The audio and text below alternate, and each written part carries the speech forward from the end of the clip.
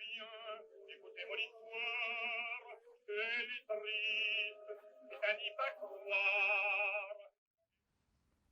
Regarde ce que j'ai trouvé dans le grenier. Une boîte d'assignats datant du début de la Révolution française.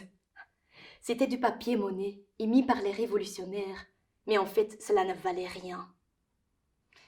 Les boucarnes ont-ils jadis été payés de cette manière? Ou alors, je parie que mon grand-oncle les a achetés lors d'une vente aux enchères. Mon grand-oncle collectionnait les objets historiques en rapport avec l'abbaye d'Enam, située à proximité de notre maison. Il a également écrit 2 grands livres à ce sujet. Aujourd'hui, l'abbaye est en ruine. Ma mère est tout aussi fascinée par les ruines et l'histoire. Récemment, elle m'a emmenée dans les ruines de l'abbaye de Vaucelles. Cette abbaye du nord de la France est l'une des premières fondées par Saint Bernard. C'était une immense abbaye, avec une église abbatiale plus grande que Notre-Dame de Paris et une bibliothèque de près de 40 000 livres. Mais elle a été partiellement détruite pendant la Révolution française. C'était donc également une ruine, certes charmante, avec une belle porte d'entrée. Et il y a encore quelques murs et quelques bâtiments debout. La grande salle des moines, qui servait probablement à écrire des livres, est aujourd'hui une étable remplie de paille.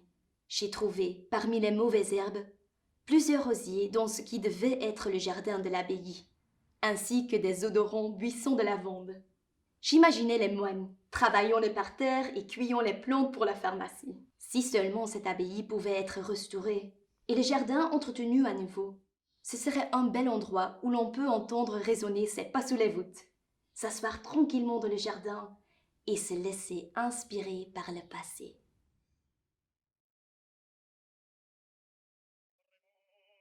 Eh bien, écoutez mon histoire, elle est triste, c'est à n'y pas croire.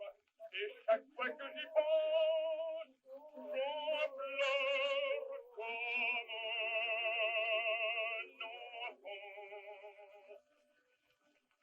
Un soir que fuyait dans l'orage, au loin va s'ouvrir un canot. Vers lui faisant un cri en courage, déjà aperçoit un homme dans l'eau. Je le cueillis sur une lame, quand une deuxième tête apparaît, et je reconnais qui? Ma femme, dont le regard perdu fumier. Comprenant tout, je lui criai gueuse, je vais te rendre ton amant, et pris d'une folie furieuse, je rejetai l'homme dans l'océan.